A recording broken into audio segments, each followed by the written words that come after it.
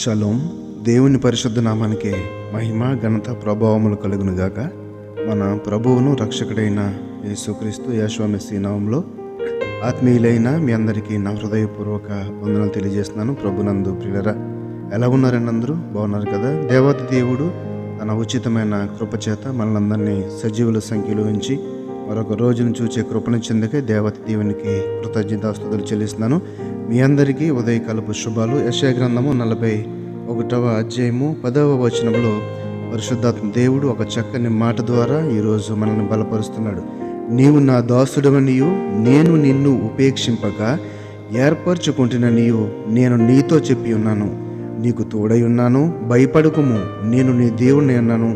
దిగులు పడకము, నేను నిన్ను బలపరుతును, నీకు సహాయము చేయవాడను, నేనే నీతి అని నా దక్షిణ హస్తంతో నిన్ను ఆదుకొందును. ఎంతో ధైర్యమును ఆదరణ కలిగించే మాట ఈ యొక్క మాట. నీకు సహాయము చేయవాడను నేనే. ఈ లోకంలో మనం జీవిస్తున్నప్పుడు మనం ఎదుటి మనిషి సహాయం లేకుండా, లేకపోతే సమాజంలో ఎదుటి వారి నుంచి ఒక ఏ స్థితిలో ఉన్నా సరే మనకి ఏదో రూపంలో ఒక సహాయం అనేది కావాలి, తోడనేది అవసరం అవుతుంటుంది. ఎంత కోటీశ్వరుడైనా సరే, ఎంత ఆస్తిపాస్తులు ఉన్నా సరే, ఎదుటి మనిషి సహాయం లేకుండా మనము బ్రతకజాలము.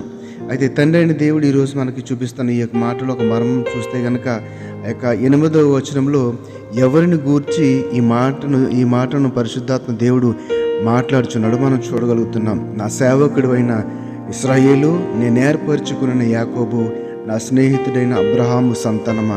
మొత్తం జాతి జనాంగాన్ని ఉద్దేశించి ఇక్కడ మాట్లాడుచున్నట్టుగా మనము చూడగలుగుతున్నాం. అయితే ఈ మాటలను అర్థాన్ని కనుక మనం చూస్తే కనుక నీకు సహాయం చేయవాడు నేనే అలనాడు యాకోబుతో చెప్పిన మాట, అలనాడు అబ్రహాంతో చెప్పిన మాట, ఇశ్రాయేలు జనాంగంతో చెప్పిన మాట ఈరోజు కూడా తండ్రి అయిన దేవుడు ఎవరైతే భయంకరమైన ఈ యొక్క ఆర్థిక సమస్యల చేత, లేకపోతే దురాత్మల చేత, గృహాల్లో శాంతి లేకుండా అనేకమైన ఇబ్బందులు పడుతున్నారో వారందరికీ దేవుడు ఇస్తున్న అభయహస్తం ఏంటో తెలుసా? నేను నీకు సహాయం చేయవాడను, నీకు సహాయం చేయవాడను నేనే.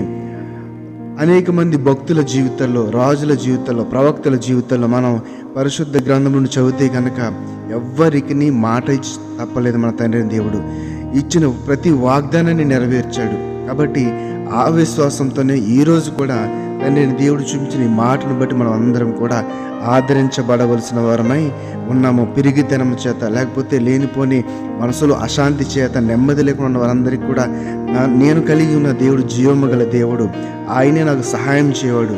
నన్ను ఈ యొక్క అపనిందల నుండి, ఈ యొక్క అవమానాల నుండి విడిపించి దేవుడు నా దేవుడని ఎవరైతే విశ్వాసం కలిగి నిరీక్షణతో దేవుని సందులో అడుగుతారో ఖచ్చితంగా దేవుడు అటువంటి వారందరికీ కూడా తన యొక్క చేయూతనిచ్చి ధైర్యంనిచ్చి ఆ యొక్క శోధల నుండి విడిపించుటకు ఆయన సమర్థుడు గనక యెహోషువ గ్రంథం 1వ అధ్యాయం 9వ వచనం చెప్పినట్లుగా నేను నీకు ఆజ్ఞ ఇచ్చున్నాను కదా, నిబ్బరము కలిగి ధైర్యంగా ఉండుము, దిగులు పడకము, జడియకము.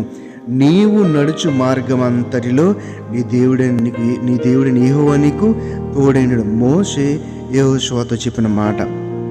కాబట్టి అంటే ఈ యొక్క ధైర్యము, ఈ యొక్క ఆదరణ, లేకపోతే ఈ యొక్క సహాయము, ఇవన్నీ కూడా ఎవరి సొంతం అంటే మన సమాధానకర్త అయిన దేవుని సొంతము. ఆయనే సమాధానం ఇచ్చేవాడు. ఎందుకంటే సమాధానానికి కర్త ఆయనే కనుక సమాధానం ఆయన దగ్గర దొరుకుతుంది, శాంతి ఆయన దగ్గర దొరుకుతుంది. ఈ లోకంలో మనం జీవిస్తున్నప్పుడు మన చుట్టూ ఉన్న సమాజం కావచ్చు, మన గృహము కావచ్చు, ప్రతీదీ కూడా ఏదో ఒక సమయంలో అశాంతికి మనల్ని గురి చేస్తూ ఉంటుంది.